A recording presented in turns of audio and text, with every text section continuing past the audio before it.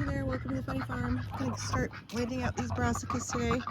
It's overcast, it's warm, it's supposed to stay above freezing for the next week or so. So we're gonna transplant these now while we have some shade and some weather that's gonna be nice and wet to help these be happy being transplanted. Hopefully growth will explode with all the rain.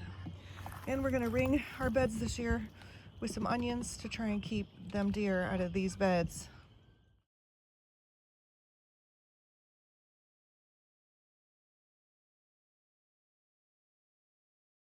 Okay, that's that bed planted. We've got our onions around the outside for deer deterrence. The deer usually do not eat my cauliflower. Sometimes the rabbits will go for the broccoli. We're just gonna try and ring this whole garden with onions this year to make the deer stay away.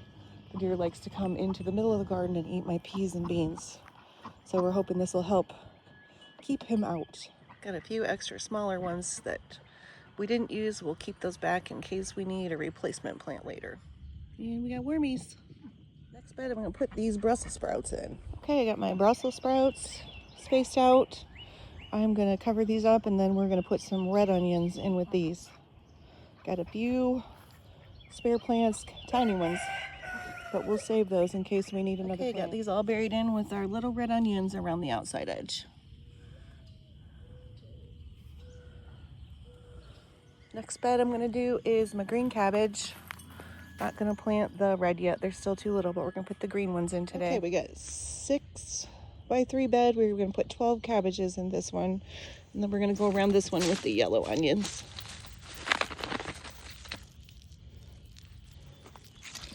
And just put them on the outside.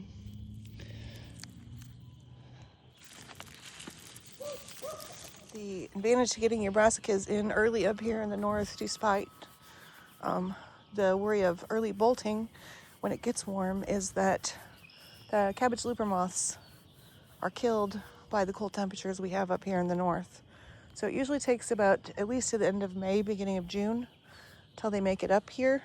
So if we can get production on our brassicas before they make it here, that's perfect. If not, we will probably have to put some cover on these. And now I'm gonna plant some broccoli. Down here on the end, I'm gonna put this purple sprouting broccoli. If you haven't grown these before, they take a really long time to produce. I think it's something like 120 or 160 days. So these will be here all season into the fall. And then on the other end of this bed, I'm gonna plant the broccoli that'll produce faster. Then when that broccoli's done, maybe we can put something else on the other side of this bed. And we got all the broccoli planted. We got some red sacrifice onions in this bed. Moving on to carrots. We're gonna plant. We're gonna do some from seed tape and some from seed. I like to grow all the colors. And we're gonna do some of this red core Chantilly carrot too. They're very pretty. The trick to carrots is you want nice loose soil, no compaction, no rocks, and consistent moistness and watering.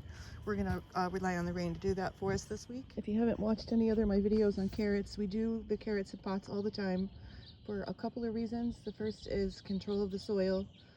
Carrots like nice, loose, and fluffy, and we have hard clay soil, so a raised bed or a pot is going to be a better situation. The second reason is if you can get your carrots a foot up off the ground, that stupid carrot maggot that likes to chew holes in your carrots can only fly about a foot tall, so they can't get up in these pots. And the third thing this does is help keep the voles from chewing all of our carrots up. Here's what the tape looks like. If you haven't planted from these, you just roll it out, space it out, and plant it. It's supposed to control the spacing so you don't have to thin. Tendonite like these because they like to float away while you're trying to place them in the wind. But we're going to plant both ways so you can see what you want to try. Okay, I spaced those out a couple inches apart. Got light covering of soil on top to keep them from blowing away. And that's our first pot here. We're going to do this organic kaleidoscope blend. Just going to broadcast the seeds on here. You see also we have some perlite in this soil to help hold moisture. I personally hit these kind of heavy. I'd rather thin than not have enough come up. So we've got those sprinkled on the surface, and we're just going to put a tiny little coating of soil over the top of those so they don't wash away.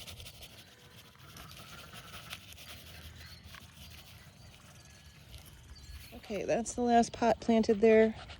Again, we're coming in with a light sprinkle of soil, probably 1/4 of an inch. If you don't have a lot of rain coming, or don't think that you can be diligent about watering these, you can also cut a piece of cardboard, lay it on top, water it well, and then keep checking in to see when the sprouts start peaking, and then you can remove your cardboard. But we're gonna let the rain do the work for us this year. Thanks for hanging out with me today. It's great to be in the garden planting stuff. I'm filthy. My poor pink tie-dye sweatshirt is filthy. But I'm happy because I spent my day with the hands in the dirt. Thanks for watching, y'all. Please subscribe.